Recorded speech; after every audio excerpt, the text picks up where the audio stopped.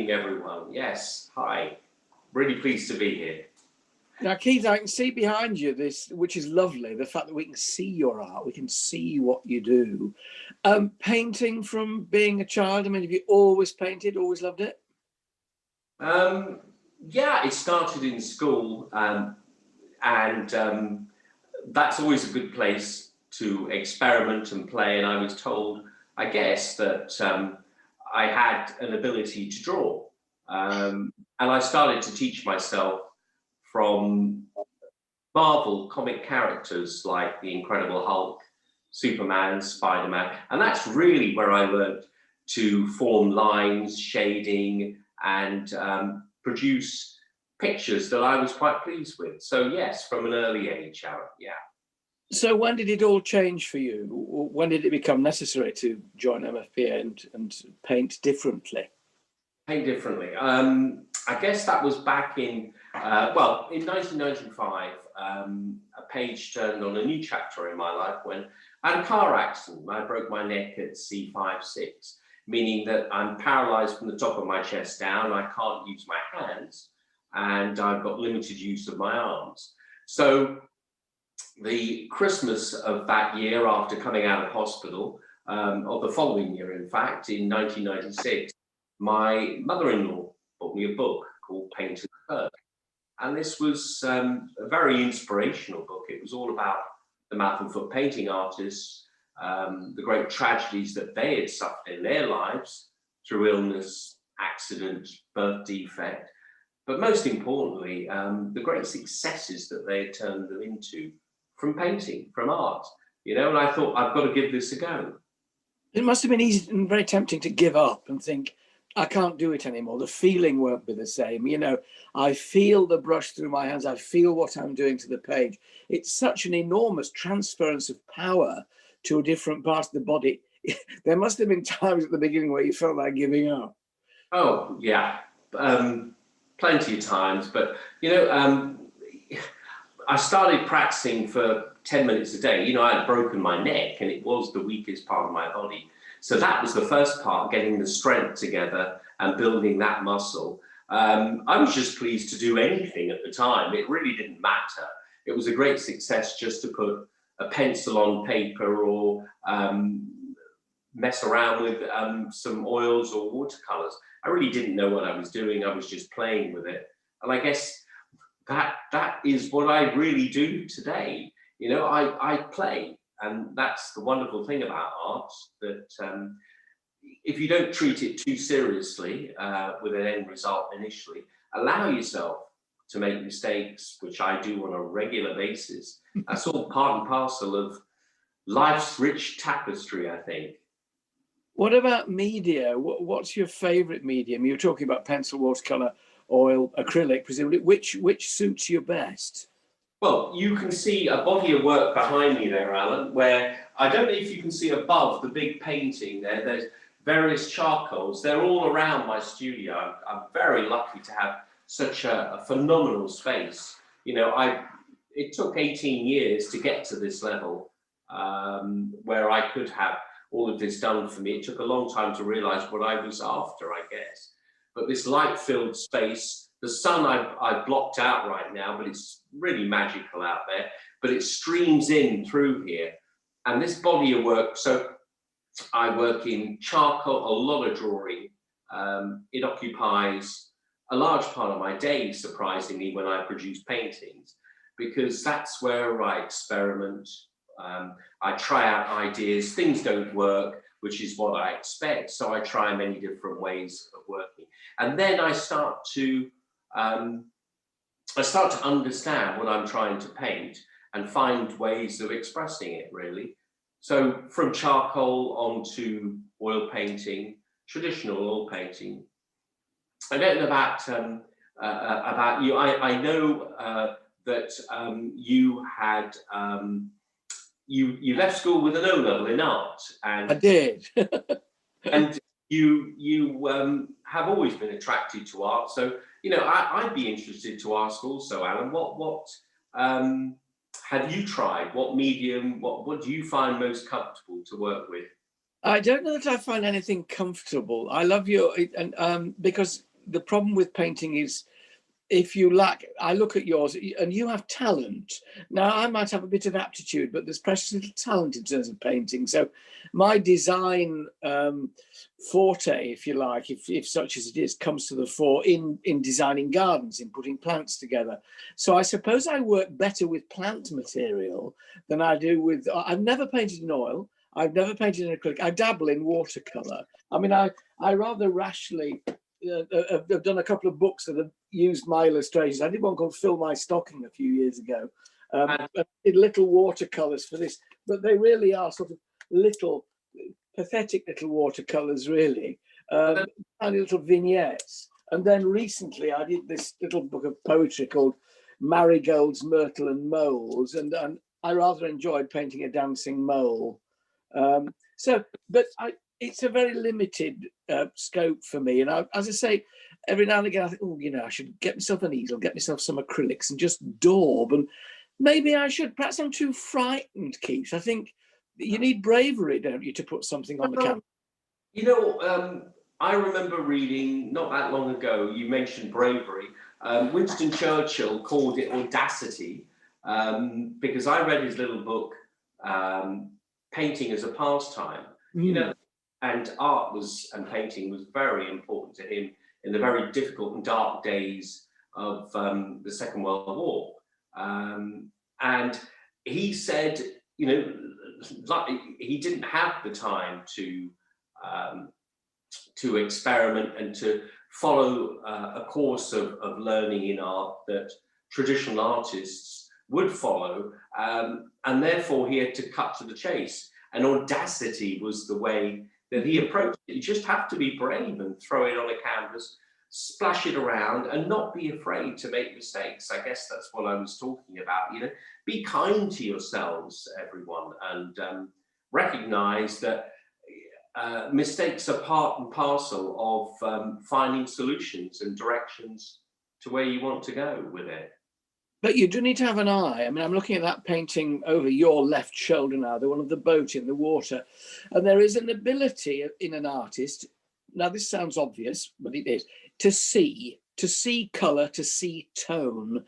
I can see that picture. And if I saw that in real life, I would still struggle to set it down on canvas in the way that you've set it down, the ripples on the water, the different actions of light. Maybe a lot of it comes with practice, but you can see, no, that's not right when you put it on. And then, oh, that's right when you get it on, and it is right. I suppose really, unless you dare to try, is what you're saying, and you're right, you're not going to find out, are you really? You're not going to find out, but there's a little secret to that big painting there. It kind of proves what I was talking about, audacity and failure and trying, in that the painting is where Monet painted. It's the south of France. It's Juan-les-Pins. It's a favorite area. It's very close to Antibes, the Mediterranean, and it's just stunning and beautiful. And I painted from that very same spot and failed. The light changed and failed. Went back there the following year, and I didn't do any painting, took lots of photographs, but most importantly, photographs are just a guide. But there isn't a photograph of that painting that I work from. It just doesn't exist. It's in my head and my memory, the feeling, the mood, the light, and all those things that came together. But it's an orchestration. So 7 years ago, I started this picture, and 7 times I failed. I scrubbed it out. Someone else sanded it down for me, and I started again from scratch. So I've attempted. The successful one was the 7th attempt, and I filtered things out and I orchestrated it so so that it portrays what I want it to portray, much like your lovely watercolors there. You honed in on various things, and for me there was a quality of the light that was so important there, that depicted the south of France. But failure, embracing failure, and don't be off by it, because that is the creative artistic process. Just have lots of attempts. And it sounds as though you paint from imagination, then, from imagery in your head. Well, for instance, this morning, for those of people who've been lucky to go outside, and I'm counted as one of them, I went on a quick spin around the village, and the light is beautiful. It's magical out there. It really is. And I'm always observing. I'm guided by nature, by what nature throws up, what light is out there. And I've learnt over the years, Alan, that the different seasons and the quality of light over that. But it's only by staring at skies and looking and observing, I suppose not paying attention to much else but that I've managed to recognize certain qualities of light that I want to bring in and use it. But I constantly have to remind myself, once you've got it, you think, like riding a bicycle, you'll always remember, but you've got to keep practicing. So I think you mentioned that you do have to practice a lot. And I spend a lot of time doing that. I dedicate myself to it. It's a muscle, isn't it, in a way? Memory is a muscle. If you don't use it, it atrophies. You've got to keep exercising it. You mentioned Churchill there. I think both of us would like to be in Churchill's shoes, and that his paintings fetch a good $500,000 now when they come up, at least, and the rest. Who inspires you? I mean, Churchill, clearly there's a bit of inspiration coming from his tenacity and audacity. But who are the artists that you rate and revere? Well, over the years, I just started, and with my learning, I've treated it very much as a traditional atelier learning, so that learning to draw, but inspired by the great masters of the past. So a great favourite of mine is Velázquez, the 16th century, 17th century painter, Spanish painter. The Impressionists, of course, Monet is featured in there, amongst many others. It's so surprising that when you look deeply into the number of artists that are alongside these geniuses, there is so much to learn from all of them. There's just a treasure trove of solutions, of problem solving, of ideas, of wonder in all of the historic pictures that we have in our galleries and museums around the world, really. So I'm a disciple of those things. There's a danger there, though, isn't there, as well? There's a danger too, that if you set yourself up to try and rival Monet, you're probably not going to get there, are you? So it's taking inspiration from them, but not putting yourself up against them in a way. Yeah, no, mine definitely stems from picking up little bits. I've watched other artists' work. You can learn a little bit from there, but ultimately, it is observation. It's recognizing it yourself. It's having that memory muscle, as you said, inside that has to build up, and that's constant work and constant observation. It's constant observation. That's really where it comes from. You see, we're taking for granted, we're forgetting really that you paint with your mouth, that you, and so that in a way, we're almost not talking about the obstacle, which is another enormous obstacle. And you've now got to the stage, presumably, where that is secondary, where that's just how I do it. And it's the journey from what's happening at the very end of that brush to up here that's important, not the physicality of doing it, which must be uncomfortable when you start, if not impossible. So that then becomes a kind of given, really. Yeah, the initial frustration, and there is frustration, it does continue. I would like to do it in a faster way. The easiest and quickest way is to use your hands, of course. I haven't got that. I haven't got that ability, but it is something that I've cultivated and had to overcome. But I use many tools. I've got mouse sticks that I paint with. Sometimes I hold a brush in my mouth. ultimately, with the Mapperfoot painting artists, as the title suggests, some of our artists are cerebral palsy, others are art, and they're foot painters. The most famous, I think, was help me out, is it? Christy Brown, that's right. Yeah, down From, all the day. Yeah. that's right. My Left Foot, the film that was made about him, Daniel Day-Lewis. And we've had ballerinas, Elizabeth Twistington Higgins, and many other people. So they all find different ways, depending on to work and to paint, depending on their level of ability or disability. But we all come together and celebrate through the end result, which is the paintings. And as you said, it is in your mind, it is in your mind's eye, your vision, your heart, that drives it forwards. The mechanical skills there, it's taken for granted, literally, that you can do those things. And for me, I don't ever think that I'm just a painter, I'm just an artist, and very, very fortunate to be able to do it. I never think about the way I do it. That's, I'm 22 years into this now.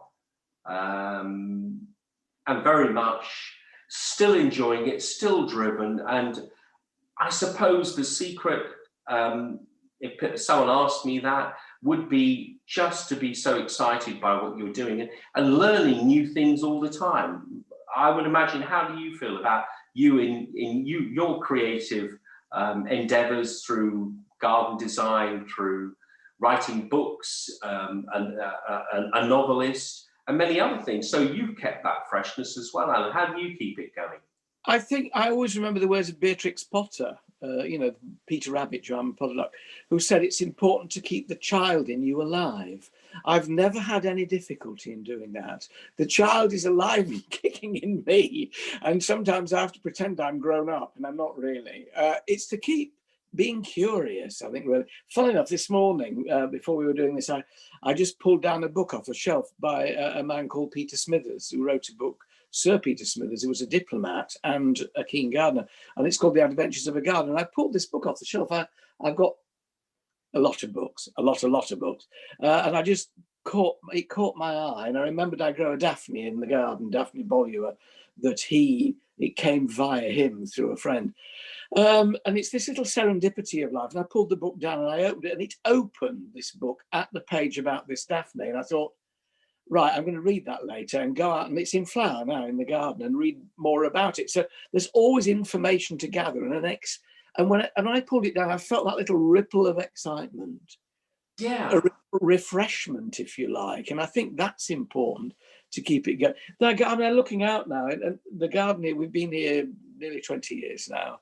And it was just a piece of land and an old orchard in front of the house, which is now a garden. And I've got a wildlife area at the back. I'm looking out over a wildlife pond and a wildflower meadow that I planted. And as you say, the sun's shining on it today.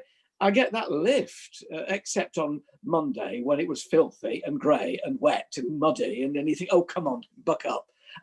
But there's always, the great thing about a garden, and I suspect it applies to a painter too, particularly in this country, is seasonality, because the light changes daily. And here, the snowdrops are coming up now, thank God, and you get that promise of things to come, and that keeps me fresh.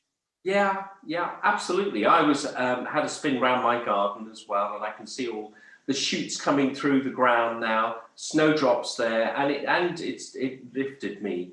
The quality of light, the sun in the sky, and one of the things I've learned a lot is realizing the great impact that the height of the sun in the sky above the horizon plays in the quality of light. It really makes a huge difference. So the joy of that coming up ever higher and knowing the promise of what's to come, as you said, it lifts me.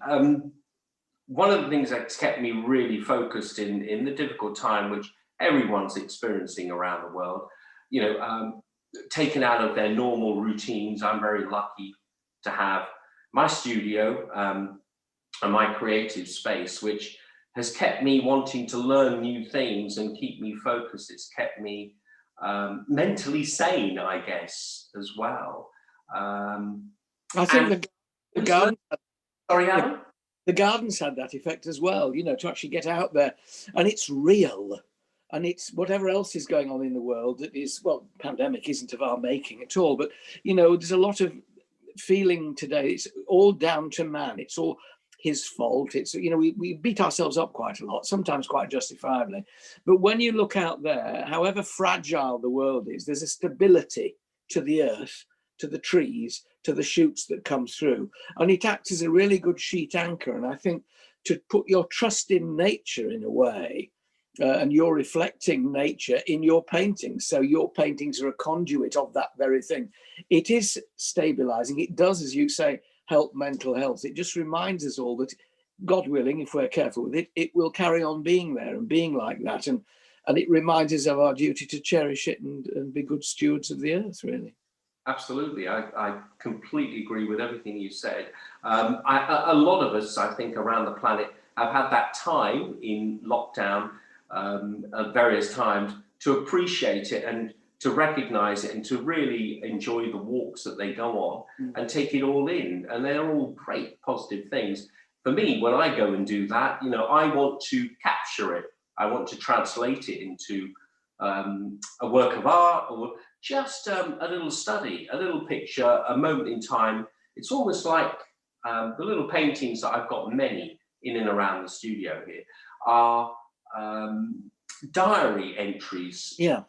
Way. You know I can look back to pictures where I see little studies of something, and I know the time and the space, the day, and what I was doing at that time, related in a diary entry, which is my little work of art.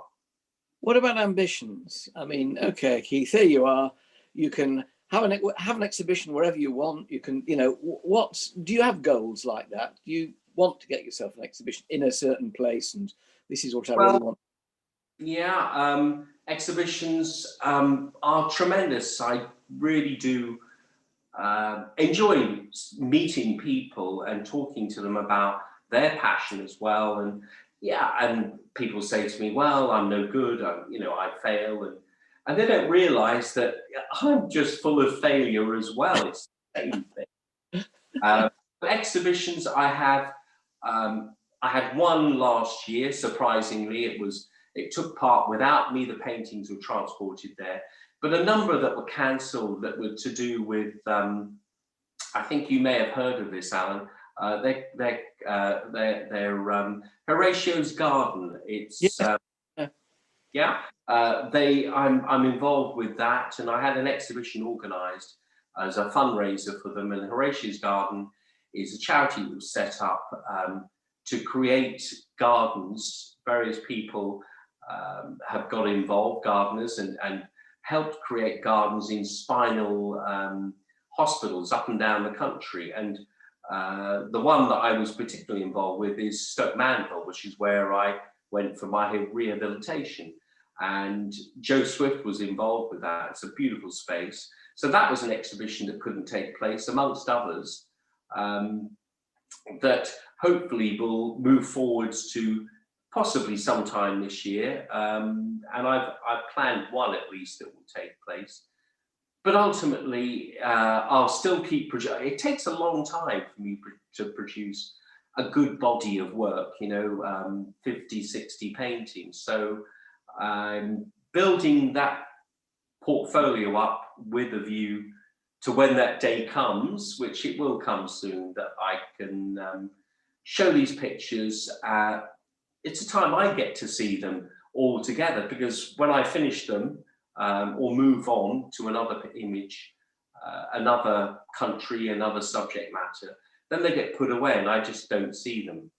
Are you reluctant to let them go? Do you feel you're saying goodbye or sending them out into the world like children? I like my children, I guess. I'm very fond of them. I know the struggles that have gone in to make up that picture. I know the heartache. I know how many times I've repainted something as well. But also I'm glad to send it off to a good home. I often know very well the people who buy my paintings and who are great supporters of me. and my work, and I'm really grateful for that. So I know it goes to a good home, and people tell me where they position their pictures in the house and they've repainted a room or something like that. So I've touched someone's life, and it touches me as well.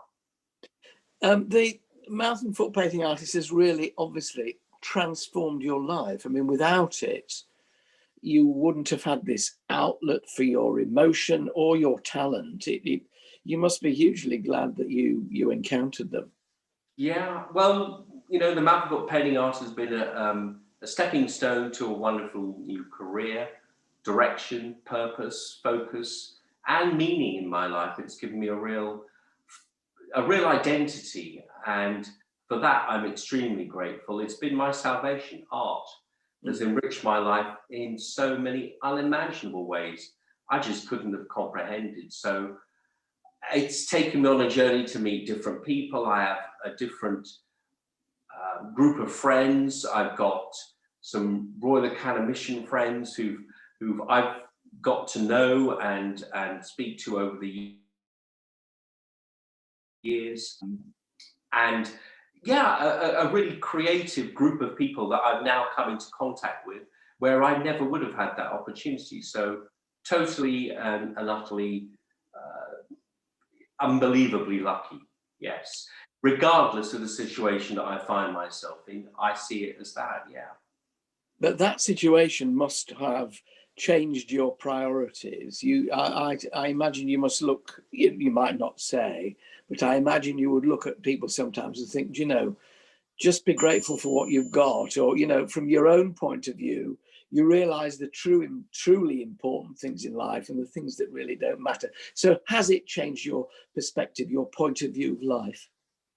Yeah, very much so. Yes. You cut to the chase with a lot of things that would worry a lot of people and don't come into my concerns. Yeah, it refocuses. You had near-death experiences. Very much your opinion about life and what matters will move, and in my case, greatly so. So yes, I value many different things. I'm not really interested in. I'm never going to be a millionaire, and I don't particularly want to be. I'm quite happy with what I do, and I don't want to be anything other than that. So it settles my mind in terms of my challenges are in my art, and that's where I set my ambition that I want to be the best I can be. Yeah, I do look at people, and I value the friendships that I have greatly, a lot more. The people that have supported me through this transition period into being from walking into a wheelchair, they're special, and they'll always be part of my life. Yeah. Someone said to me a while ago, many years ago, that people come and go in your lives for a reason, a season, or a lifetime. And it's interesting that plays out. And I've found that. What about you, Alan? What do your world has transformed from where you were when you left school, and what world was opening up in front of you, to what you're doing now. You've moved in many directions.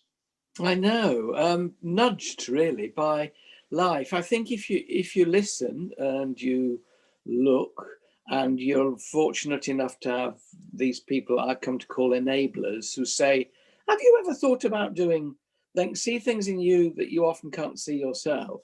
And I suppose I've taken risks. I went freelance in 1979 with a baby on the way, and the only person who said, oh, good for you, go for it, was my mother-in-law, which is advice from an unexpected source, or encouragement from an unexpected source. I think really I've only ever done what I really was curious to do. I think a famous actress once said to me, the important thing in life to do is to follow your bliss, which is a lovely expression. And to me, it was quite clear that go where life leads you. And I've always said to my children, once my children are now grown up and I have grandchildren, and I'm always very careful about giving my children advice, because you don't want to be a know-it-all parent. But And a lot of it would fly over their heads, as it does when they're growing up. But they've always said, you said to us one thing that we've always stuck by. So I said, good Lord, what was that? Apart from table manners and the like, you know. And they said, go where you're wanted. And I've always stuck by that one. If you're trying to beat down a door, or it's different to being tenacious and sticking at something. It's not to do with that. It's just to do with, you know, if you feel that you're working for somebody or and you're not really being appreciated. No, I don't mean fussed over or flattered or anything like that. But if you feel you can make a difference and you are making a difference, go there. And so go where you wanted has always been and I've just been very lucky to be given opportunities that I've, you know, taken a deep breath and jumped in and had a go with. Well, yeah, so many, and it's well, the many opportunities. I'm one of your fans on Classic FM, of Oh, course, and listen to you there. But yeah, you've branched off into all sorts of different directions, and I guess like art and the challenges is for different subjects that I want to head off into. You've challenged yourself as well in what you've done, and not been frightened, I guess, to go off and present and design and write. You know, I suppose that's the message that comes across from all of this: is be audacious. Yes, I think be challenged. You step up to the plate. Or Judi Dench, whom I know a bit. I mean, her line, she says, "I only ever take on a part I think I can't do."